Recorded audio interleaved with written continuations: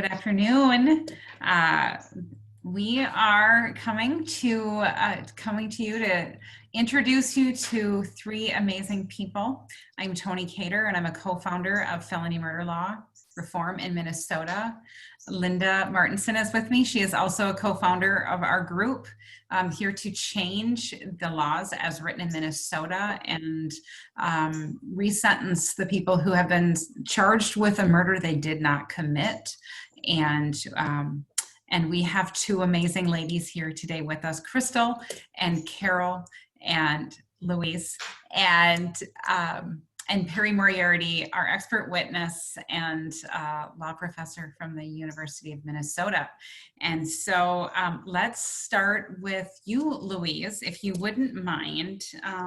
Just tell us a little bit about yourself and about what happened in your world that connected us at this point.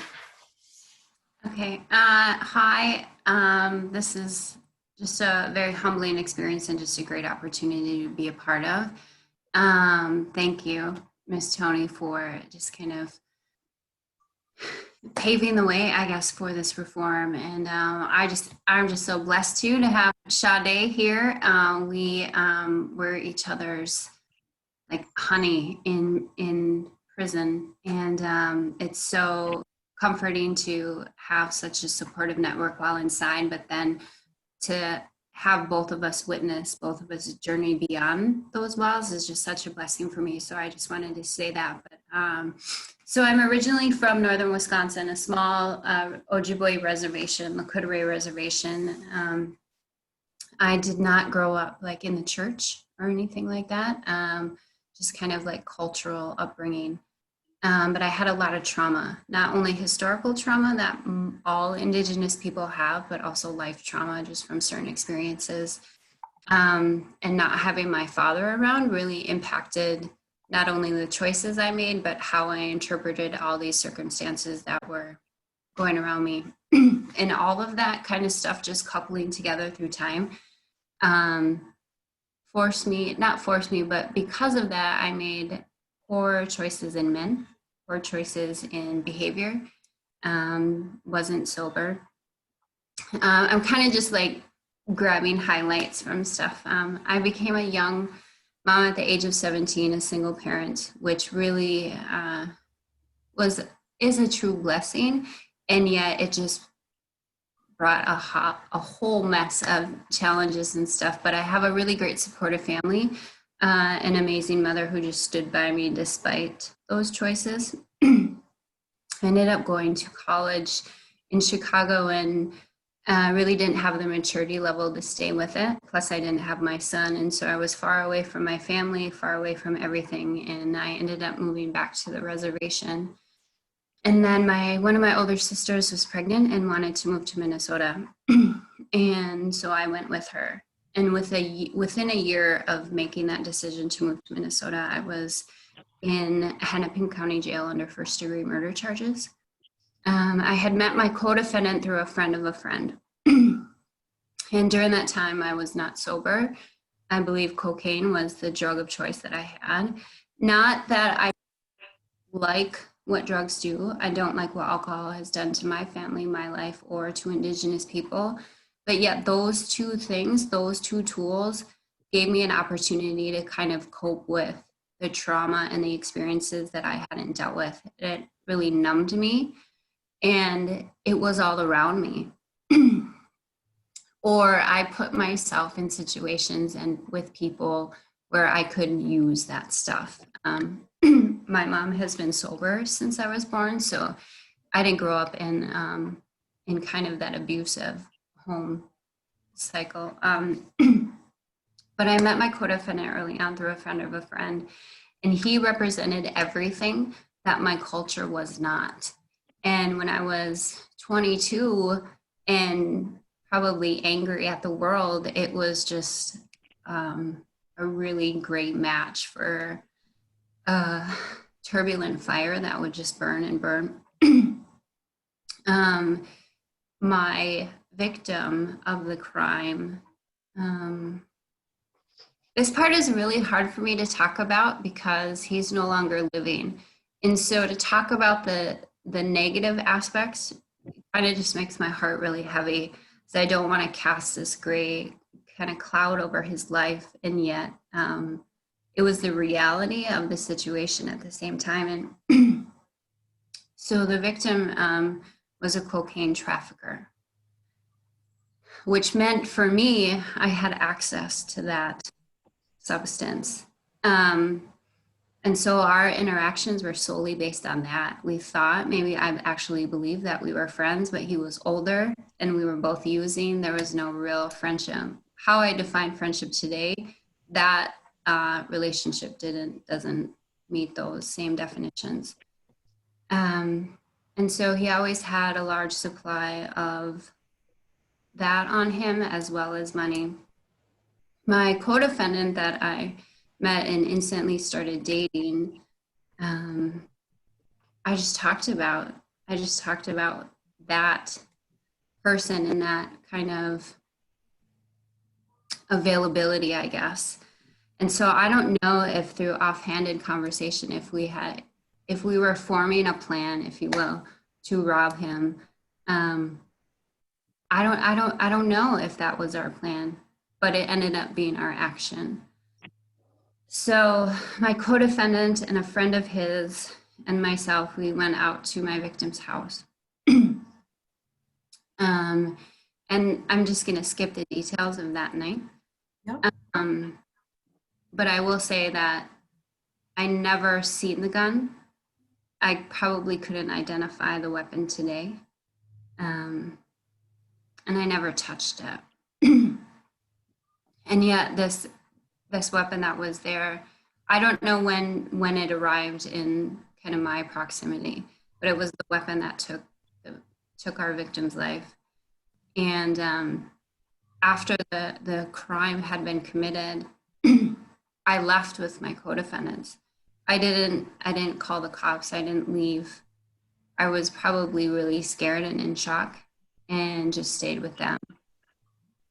Within like 72 hours, I believe we were all arrested. I was arrested by myself in my friend's home, and the arresting officers were in plain clothes. And what I remember when they surrounded the house that I was in, that not only did they put a gun to my face down on the living room floor, but they also held a gun to my friend and her elder mother at that time. And that, it's been 17 years, you just don't lose that image. And so you carry that. And that is just one small identifier of the ripple effect of what happens.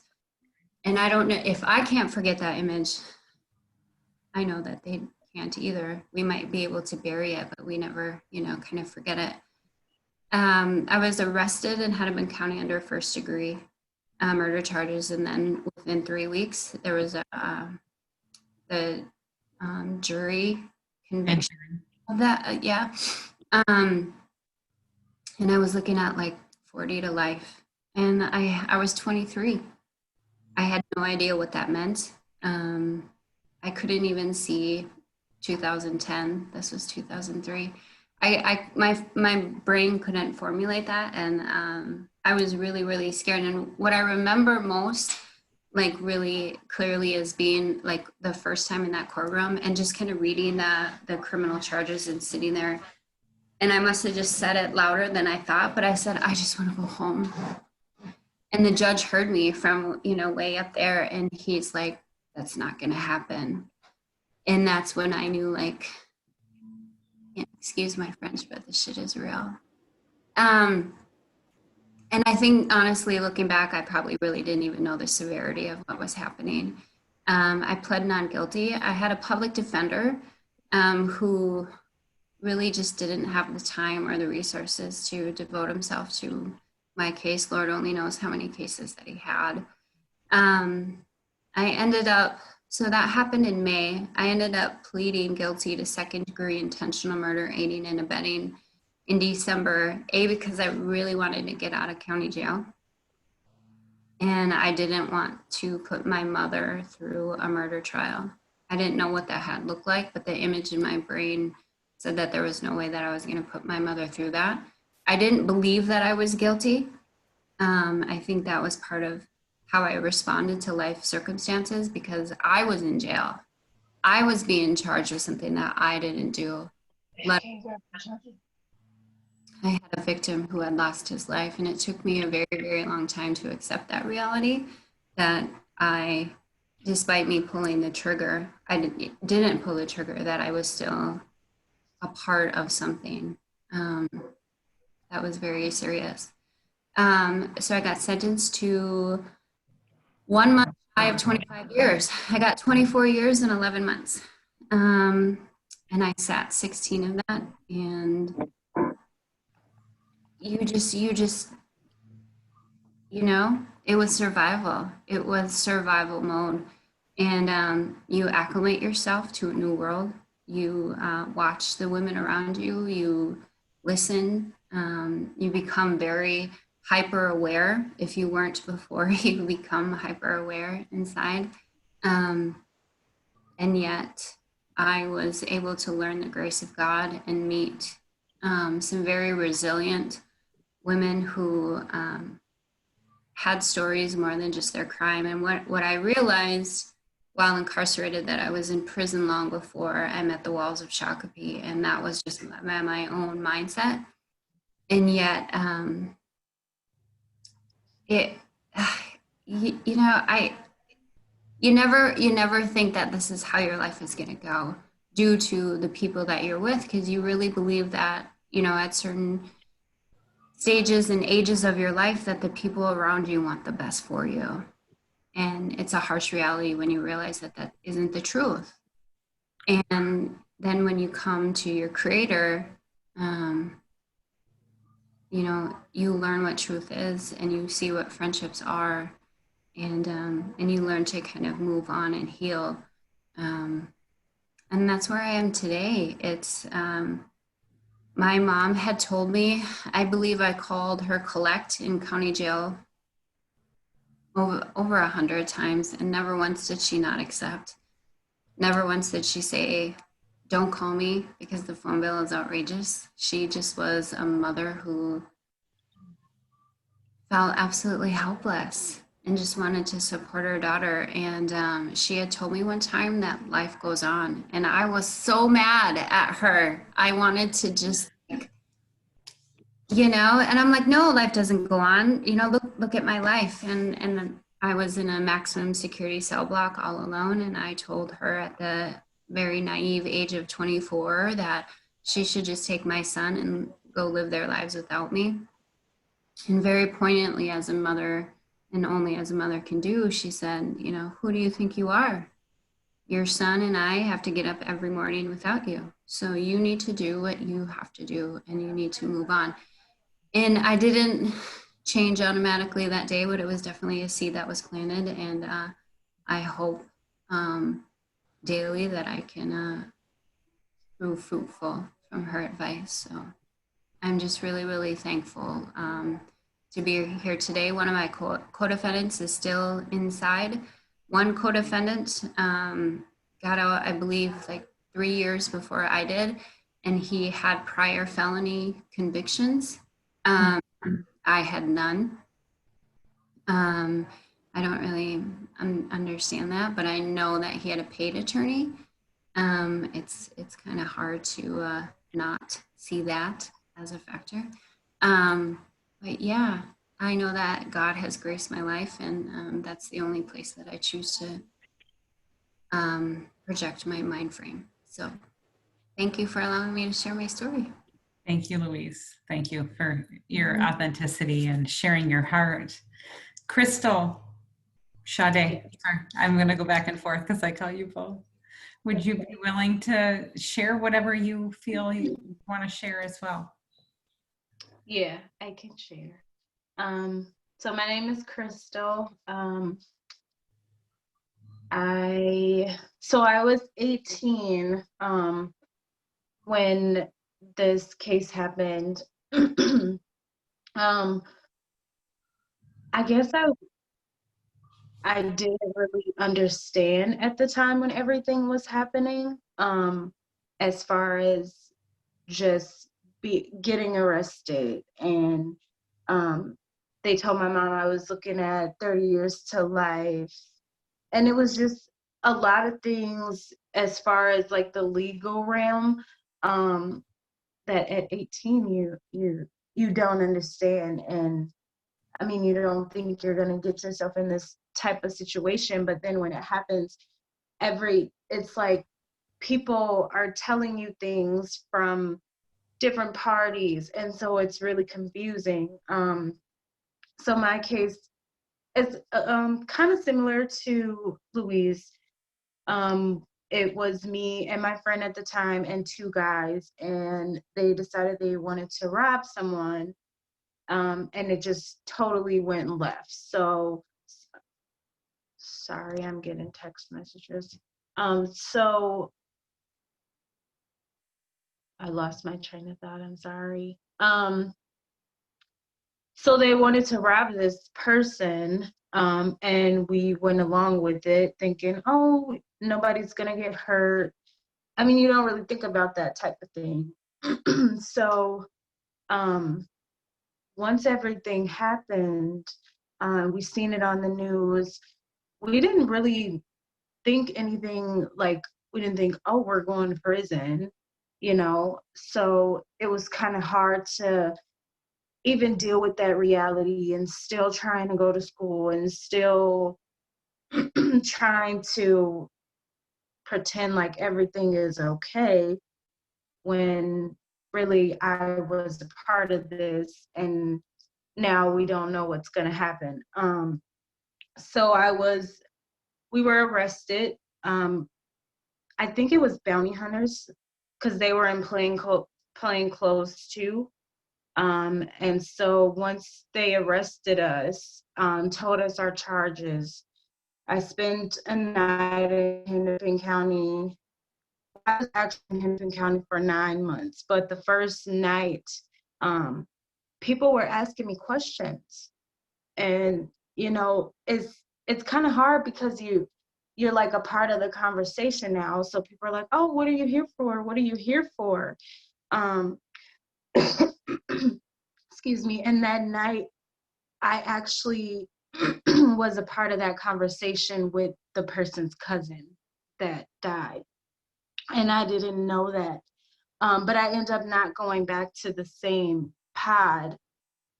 They set my bail to $1.5 million. Told my mom I was looking at 30 years to life. A public defender tried to get me to take a plea for 15 years. I told her to call my mom. My mom fired her. My family hired a lawyer. And so that was me. That was part of me spending 9 months in county, because we kept going back and forth to court trying to get the charge lowered from, so it was first-degree murder. So the lawyer was trying to get it lowered to aggravated robbery, because it wasn't reasonably foreseeable that they had a gun. Well, that didn't work. So I ended up having to take the plea for 15 years, and I ended up in Shakopee. My co-defendant, she was there before me. She took a plea right away and ended in Shakopee before me. And then the two guys, one pled guilty to pulling the trigger, and he got 36, and the other guy got 24 years. And so just in the midst of that, dealing with that reality, trying to kind of wrap my head around, I'm being charged with murder, but I didn't kill anyone. And it was really hard for me at 18. I was pretty much high school dropout. So I didn't understand it. I didn't understand felony murder. I didn't understand how they could throw this charge at me and pretty much tell me I have to take it or I'm gonna get life, but they're not looking at the full picture. I would have been totally fine with pleading to aggravated robbery. I know that's what I was a part of. I didn't kill anyone. So that part pretty kind of haunts me. I try to ignore it and just go about my life. But I mean, it's there. It's gonna be there. And I feel like being here right now is a step towards fighting for this. And that's what I feel like that's what we need to continue to do. Because if nothing changes, then nothing changes. So we have to start here and make that change. Thank you. Thank you, honey, for sharing. So tell me, Krystal, why don't you tell me a little bit about, so you've been out 2 years. Almost 3. Almost 3. And you have a great job and an apartment, and I know that's been a challenge. And so I'd like both of you, Louise and Krystal, to talk to us about now that you're out, right? What is that like? So you both know you didn't kill anyone. You didn't intend for anyone to be killed based on what you're saying, obviously. And yet, you, like most people under felony murder law, you end up taking a plea deal, right? Because your hands are forced. And so you carry that with you. And I'd like to know, tell me for each of you what that looks like, what that's like to you were sharing a little bit, Krystal, but as far as jobs and apartments and making new friends, all of that. So the first comment, it's funny because when I seen Wheezy, she came to my job when I worked at Elements, and she's like, I feel like everybody knows. And that's how I felt. I got released to the work release program, so it was a lot different. We couldn't have a smartphone, and we had to call every time we went and left somewhere. And I used to take the bus all the time before Shakopee, but like getting out, I was so scared. I'm like, I'm gonna get lost. Everybody gonna know that I just got out of prison. No, it was really hard for me. But I was really fortunate to have Emily Fry. She gave me rides to interviews, to work if she could. My PFA mentor, she would give me rides, so I would just pay attention to the bus route. But it was really, I feel like it was kind of overwhelming, like shopping for hygiene. I'm like, I don't even know what to get, or, so that type of thing. It was kind of weird just being in a big department store and having all these options when, for 10 years, I just bubbled in what I wanted and, let everybody else, the people pack up the canteen bags. So it is really different now. I don't know. What was the other question? There's something chaotic going out in my yard. I'm not sure what's happening. The other question was that piece of, carrying a conviction under that label of murder, right? When you that's, we all know, the prosecution knows, the judge knows, the cops know, everybody knows you did not kill anyone. And yet that's the label they attach to you under felony murder. So I'm just curious if you can share a little bit to that. Oh, yeah. So before being released, Shakopee does like pre-release. If you were a part of the amicus or employee program, they do that, and they help you with like mock interviews. And I feel like the biggest thing for me coming out was disclosing my background. I'm like, I can't do it because I felt like it was going to be a flat out no once I disclosed my background, or I would just break down and not even be able to get through it. And I feel like still I do kind of break down a little bit. I still talk to my manager. She interviewed me, her and one of our old general managers, and I was so nervous.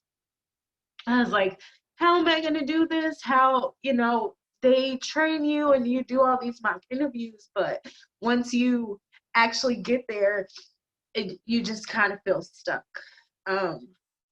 But I was very fortunate. My manager, she's really nice, really cool.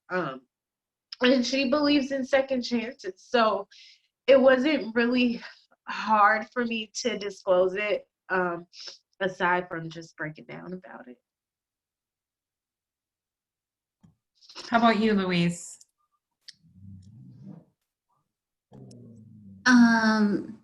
Just first, Sade, I'm so proud of you. You just,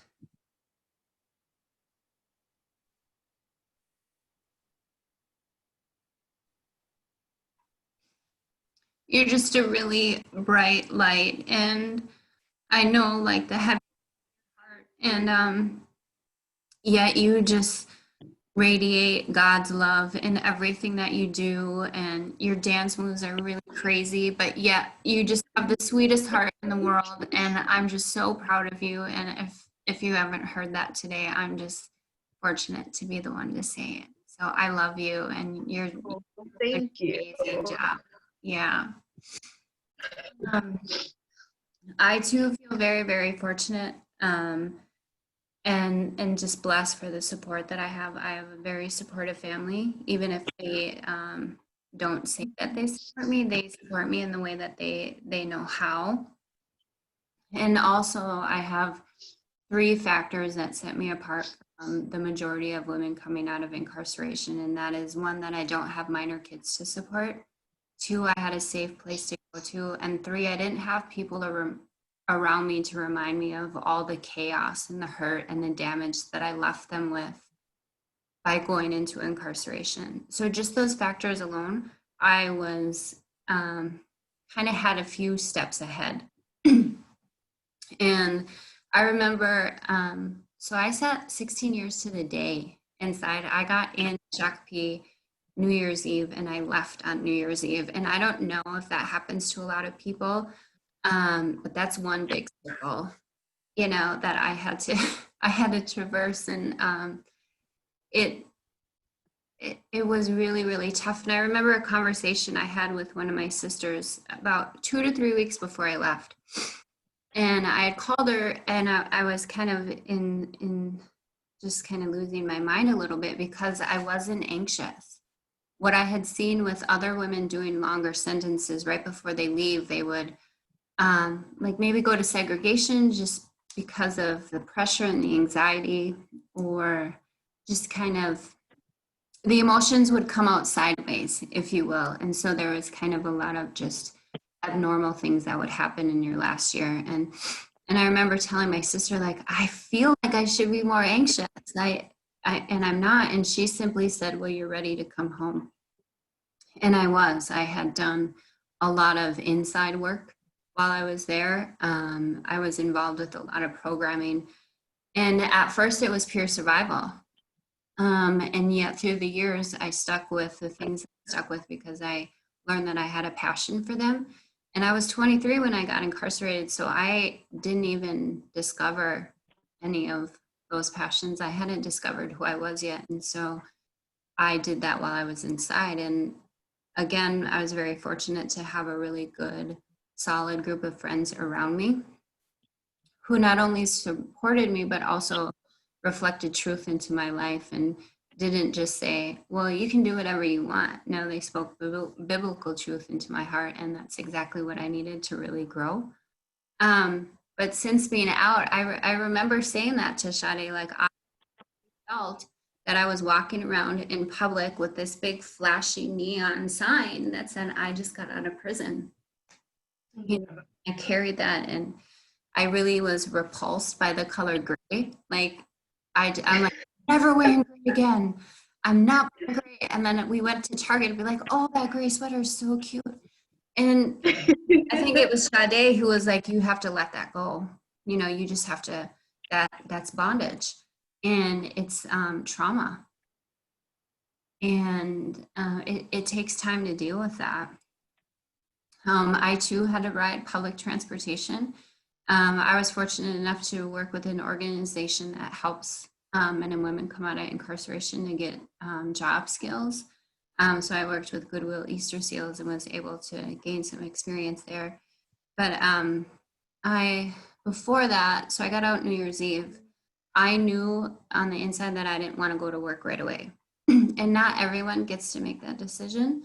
But because I had spent almost 2 decades on the inside, I knew that it would take me more than a day or two to kind of get acclimated because I didn't know who I was. I was 23 when I entered and I left at the age of 40.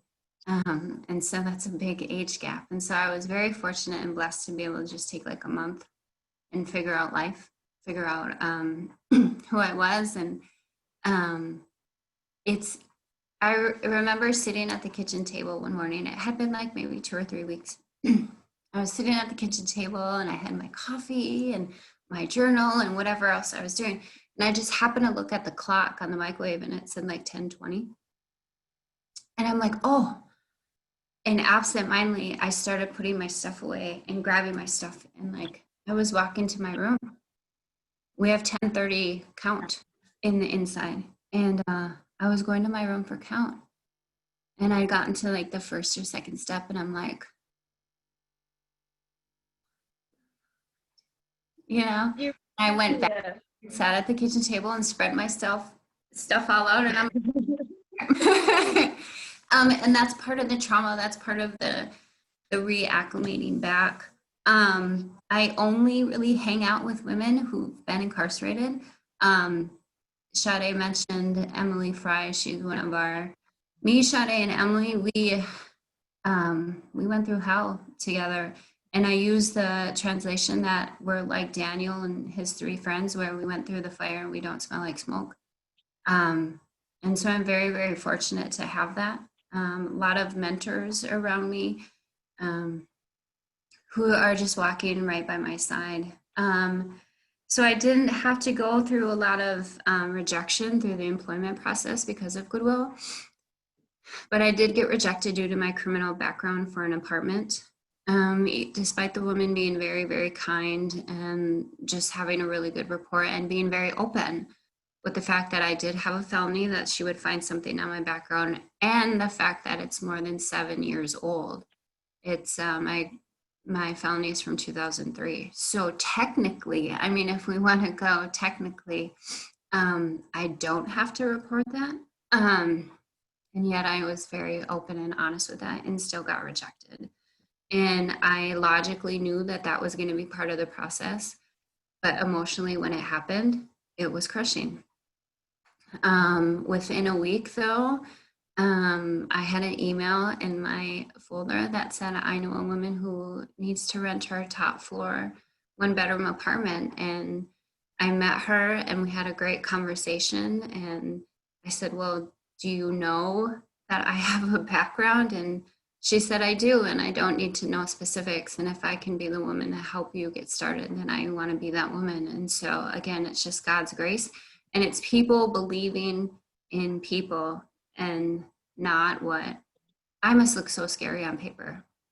I must, the black and white kind of icky stuff. But when people actually kind of put those papers aside and just see community as we are, then that's where reform and change happens. And so I've just been really, really fortunate. And I used to think that because I didn't see a woman return to Shakopee, that life was perfect.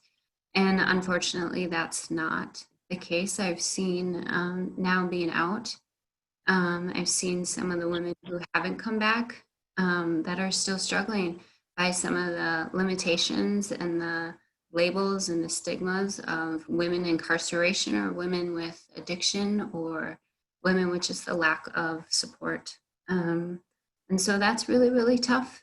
And yet I serve a really big God. So I'm very, very thankful for that. And I'm thankful for the people around me and organizations like this and women and people who are standing up for change and having conversations about our criminal justice system and how things are in a necessity for change. So I hope I answered everything. I'm not really sure if I did or not, but. You did. My question was pretty vague. So, Okay. well, it was just because the reality is, I don't think anyone who hasn't walked, it's walking a mile in somebody else's shoes. And the fact is when my daughter and Linda's daughter were charged with first-degree murder for a crime they didn't commit, instead of being charged for the crime they did commit, I couldn't understand, as a rationalized, educated woman, I could not fathom what this law was. And no matter how much I tried and kept asking the attorney, and we were lucky, we were blessed to be able to have the blessing to hire paid attorneys, and yet having them try to explain these laws to us, there was just no rationalization because the laws are irrational. And so, so I don't know that we can wrap our mind around what that means. I know what my daughter has shared with me, and the conversations I've had with you guys and other people who have survived incarceration and incarceration under a crime they didn't commit, right? And what that weight, the weight, and the system wants you to take ownership of your crime, right? So that you don't repeat it, except for when it comes to felony murder law, right? We are looking at asking people to take ownership of a crime they didn't commit. And so that like, there's just so much there in all of it. So Perry, if you would be so kind as to speak a little bit about the laws so people can understand what are we talking about, and where are we at in Minnesota? Can I address Krystal and Louise first? So I'm in awe of both of you. And I'm going to try not to be emotional right now, and I apologize. I mean, your resilience and eloquence and grace is just extraordinary. And I think when I think about, you know, what you've gone through and what caused you to be incarcerated, I mean, they're by the grace of God. I mean, I certainly made a lot of mistakes as a young person, and was fortunate not to be in the wrong place at the wrong time under the wrong circumstances. And I think, you know, I guess Louise probably doesn't know this, but our clinic represents predominantly juvenile lifers. So people who are serving formerly life without parole for offenses they committed as kids, 16, 17-year-olds. And, you know, what's just remarkable to me about it is they are, without fail, some of the finest people I've ever met. I mean, I would so much rather spend, you know, my chosen discretionary time with them anywhere than with a lot of people on the outside. And it just has to do with proximity. It has to do with, I mean, that's one thing that is so tragic about our prison system, is that we make it so that you can't get proximate, and other countries do it very differently. Other countries don't use the word felon or offender, or it's a very different exercise. And, you know, I spend a lot of each day with people who've had degree upon degree upon degree. And, you know, in terms of strength and character, you could both run circles around them. So, and I mean that really genuinely. And I think, as Tony knows, that it's a problem for me to testify, particularly it was a problem for me to testify after Krystal. And I guess it was March, because I can't hold it together very easily. And hopefully I generally do in court, but not after hearing stories. So I will, I'll reorient here. And I'll talk about these laws. And I'll talk a bit about what it was I talked about before the legislature and then before one of the committees in the omnibus context. And specifically, I'll talk about really what these laws are, kind of where they came from, what their purpose has been over time, where Minnesota fits within kind of the spectrum of different states. And I'll start touching on a bit of, what I think Minnesota needs to do, because we truly are an outlier. Felony murder, and you both know this, and you've both said it really eloquently. It's a really odd concept. It's a type of law that has been called sort of part of the prosecutor's nursery of laws, because it is so prosecution friendly. The notion that you can lock someone up for the vast majority of their life without proving that they intended to do anything flies in the face of everything that our criminal law is supposed to be about. We're supposed to assign blame based on something in your mind that caused you to do something with evil intent. And that is the oldest concept of the criminal law in every society. And felony murder flies in the face of that. It's an Old English common law doctrine that was developed to allow people whose conduct brought about an unintended death in the commission of an attempted crime to be found guilty of murder, simply by imputing malice or imputing evil thoughts where there really weren't evil thoughts. So it was a way of holding a bunch of people accountable because someone died, no matter how you got there. And originally, under English law, however, it was a much narrower concept. It was not enough that a killing occurred during the felony. The defendant must have actually caused the death. So when this felony murder law, it in itself was a stretch, but even in its earliest incarnation, it was supposed to be much narrower than it is today. The English policymakers who invented the law would roll over today if they saw that people were being incarcerated for a lifetime simply for being there. That's not what it was intended to do. The doctrine was imported to the United States in the 18th century, and it was first codified as part of our laws in the 19th century, so in the 1800s. And initially, only a limited number of criminal acts could serve as predicate felonies. They had to be pretty serious felonies. But as with everything in the criminal law in the United States, the list expanded and expanded and expanded so that it became easier and easier to hold more people accountable for an unintended death and to put them in prison, to incapacitate them for a lot longer. But despite its prevalence in the US, felony murder still remains a controversial doctrine. And it has been controversial in Minnesota over the years, even though it is so widely used. It is the only form of homicide that does not require proof of a specific mental state, the only one. So, as you know, a person can be held liable for murder even if she did not intend not just to kill someone, but even if she did not intend to do anything violent at all.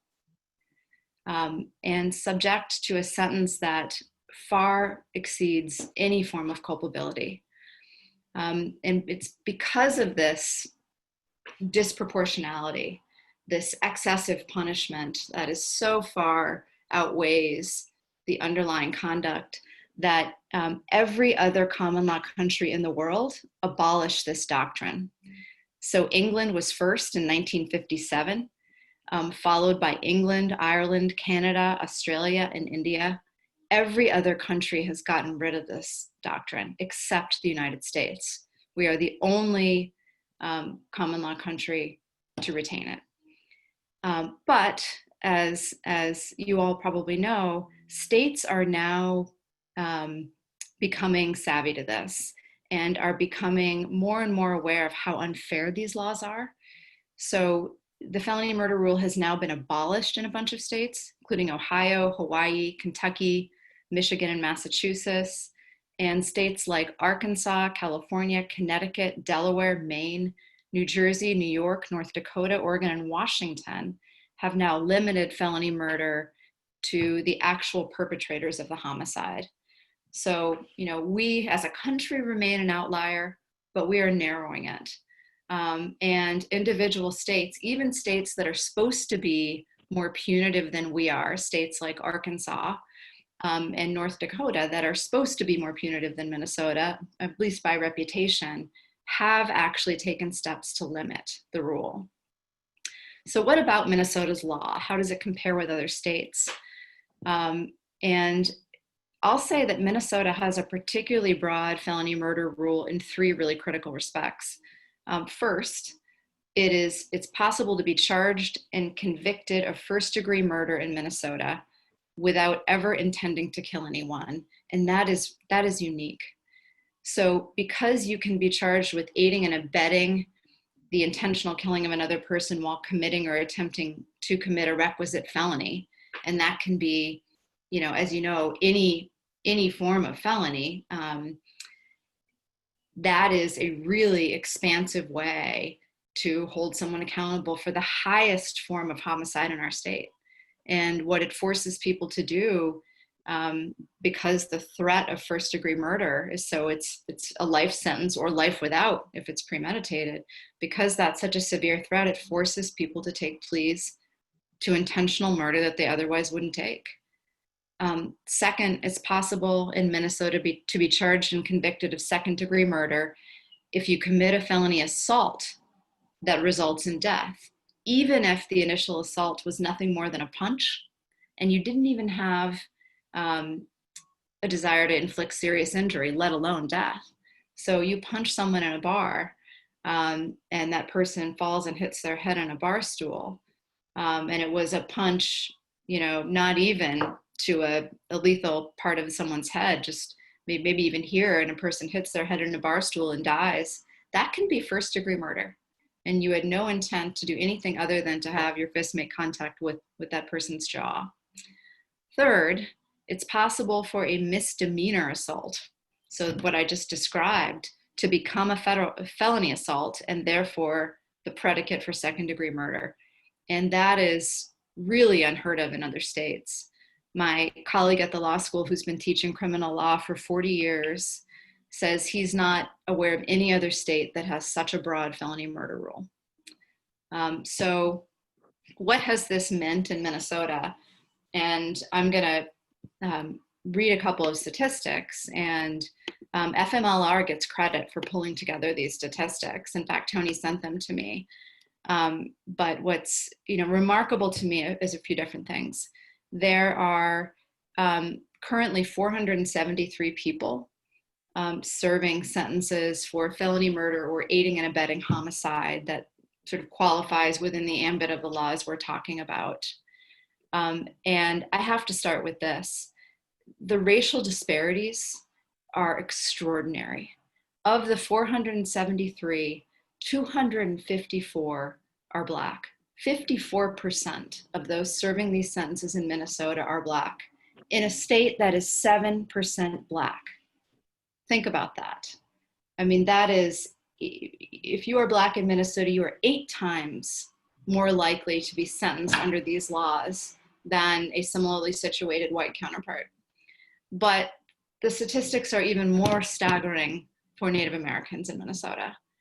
10% of those serving these sentences in Minnesota are Native or Indigenous. And that is in a state that is now 1% Indigenous. So you are 10 times more likely to be sent to prison under these laws if you're Native or Indigenous. 37 of the 473 are female. That's 8%, which I think is relatively high in comparison with other states. And that's something we should check, but I think it is relatively high. Another staggering statistic, and this applies to both of you, is that 46% of those serving these sentences were under 24 at the time of the offense, and 5% were under 18. So why is this significant? Because we now know to a degree of virtual certainty that the human brain continues to develop in really meaningful ways up until at least the age of 25, if not further. And for Sade, who I think popped off. She had to go. Yeah. The age of 18 is remarkable in its own right. I mean, had the underlying incident taken place just months earlier, she would have been treated as a juvenile. Could have been charged as an adult, but likely would have been able to negotiate something a bit better. But neither of you, and you now know this. I mean, at the age of 40, looking back, I'm 51, and I look back and I cannot even imagine what I was doing at 23, let alone 18. I mean, it is, and I certainly was not always law-abiding. You can take this out or leave it in. It's okay. But I certainly wasn't making sound decisions. And it is just good grace that I didn't, happen to be caught doing the wrong thing. But that's the other thing that's remarkable about it. We are taking, nearly half the people serving these sentences were still children at the time, cognitively children. We draw the line at 18, but that's an artificial line. We used to draw it at 21. It was reduced to 18 when we started drafting 18-year-olds to fight on behalf of us in the military, and they demanded the right to vote at 18. So we then dropped the line for most things to 18. But that is an arbitrary line. Megan and Brianna were still kids. And you know what, Louise, for a big chunk of you, I'm sure still was too. I still was at 23. So that's another thing. I mean, the racial disparities, the sheer numbers, the expansive reach of these laws, the number of young people whose lives we are interrupting and in some cases ending because of a single mistake they made or being in the wrong place at the wrong time. I mean, none of this is what our system is supposed to be about. It is supposed to, if it's about public safety, the people that, whether it's Louise and Krystal or Megan and Brianna, I mean, society would be much better off with all of you being productive members than incapacitated and having to essentially dig out of a hole when you get out. And I mean, that's separate and apart from the mental trauma and the emotional trauma and the psychological trauma and the separation from family and from children and from what's meaningful. So, all of this, the confluence of all of these factors creates a situation that I can only call desperate and urgent and wholly unjust and unfair. And the notion that, we are behind, I didn't count up the states I mentioned before, but I think it's close to 20, that we are behind 20 other states in doing anything, yet we have one of the most onerous sets of laws, means that we are delinquent. We are not doing our job as a state. So I'll stop there. Thank you, Perry. One of the things I want to speak to, another disparity that is a little bit mind-boggling as I looked at these statistics and as I have reviewed and studied the cases as we've gotten to know the ladies involved, is the disparity of one person getting 48 months and another person getting life without parole. And yet, when you review the culpability for each case, right, they're very similar and often, and it doesn't seem to, there's no correlation, right? As I read the stories. What's especially remarkable about that is we are what's called a determinate sentencing state. So we pride ourselves, we have a Sentencing Guidelines Commission, we have a sentencing grid. We pride ourselves on being consistent and not discretionary, and determinate, meaning everyone who commits the same offense is supposed to get the same time. And that is not how it works. It varies according to your prosecutor. It varies according to your defense attorney, your judge, to, facts as small as whether or not there is reason to believe that someone may have caught a glimpse of the weapon in question, even if they adamantly deny doing so. It is arbitrary. And, the Constitution is supposed to guard against the imposition of arbitrary and particularly severe sentences. And our courts have not upheld challenges to sentences on that ground. But you're pointing out something that you can't help but see, that in fact, in some cases, the principal, the person who pulled the trigger, gets less time than the co-defendants. And there is simply no way that can be rationalized or justified under, any form of criminal law. Right. So thank you. We're running into our long time. I want to be respectful. Louise, you have a book. Tell us about your book. It's titled This Is Where. It's through Aquarius Press. It's just a kind of small little collection of poetry that I had been writing for a very long time through different organizations that had come in to Shakopee to serve. Minnesota Prison Writing Workshop is kind of the main supporter, I guess, has really nurtured my role as a writer and as a poet, and just afforded me opportunity with contests, with instructors, with mentors, and poetry contests came across the table, and so a few of us in a poetry class were like, "Yay, let's do it!" And I had remember thinking, because I was in these writing classes with these great writers, these women around me, and I remember thinking, there's no way I'd win, standing next to these two. And little did we know, I think we all individually had that thought. We ended up sharing that with each other after, but I won. And it's so humbling. And, we went through a lot of edits, and we had planned a really big release at the Moon Palace bookstore in Minneapolis, and family was going to come and everything was going to be great. And then this little global pandemic happened and kind of shut everything down. But I was fortunate to have a virtual release through Zoom in June. And I believe there was 70, 80 people there. And I'm like, I don't even think I know 70, 80 people, and that's just the supportive community of writers that just love the craft of writing. And so I've done podcasts about that. I've been included in other people's book releases. We're actually going to support Michael Torres, who is a local author, on his book release next month. It's such a blessing, and it's so humbling and so amazing. And it just really gives me two things. It gives me the opportunity to share my story. And I didn't write with that notion. I wrote as a survival technique to process a lot of the stuff that I had gone through.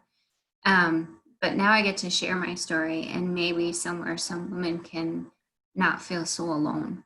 Now I know why I know you. I've read a lot of your stuff. Oh, maybe. That's cool. Through We Are All Criminals. Yes. So I'm on the board of We Are All Criminals. Oh my gosh, Emily Baxter, I love her. She's so I've met with all the folks at Minnesota Prison Writers Workshop in the fall, and I heard about your opening, the coming, in the spring, and now I just didn't realize. So I'm looking at one of your poems, right? I'm looking at This Is Where right now.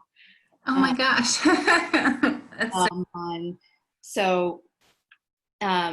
Part of the work that we're doing with Emily now is through the Scene Project. Are you familiar with this, Tony?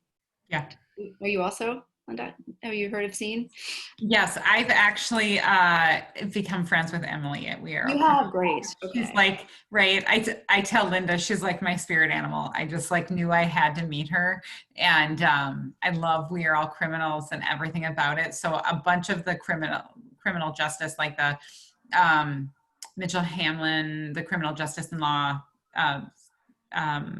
classes before COVID, Yeah. SEEN was being presented there That's great. at each one because Emily was there. So we've seen, and I actually recognized, I didn't know Louise by Yeah. her name at that point, but I saw the picture of her hands and her poetry. And That's what I'm looking right now.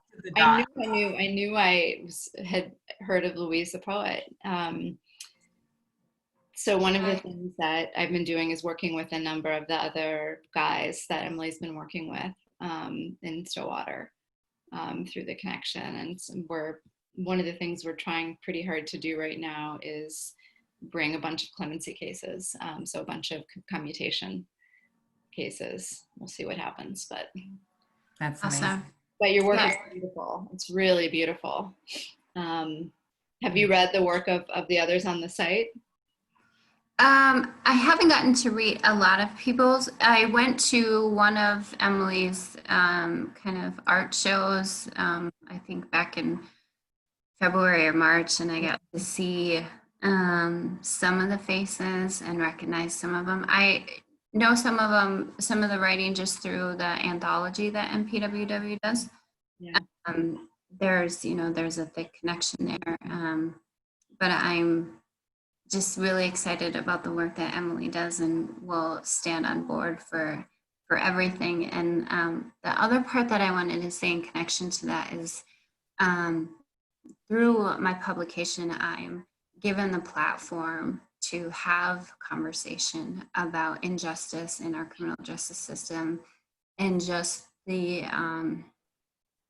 archaicness of mass incarceration and how it's affecting everyone, even if it's not you incarcerated or even if it's not your family member incarcerated, that there is this just never ending ripple effect. And so with my small chapbook, I'm able to connect with different organizations and different grassroots who really support the individual and who are demanding not just change, but revolutionary change. And you can look anywhere today in our community and see the horrifying effects of mass incarceration and mass institutionalization.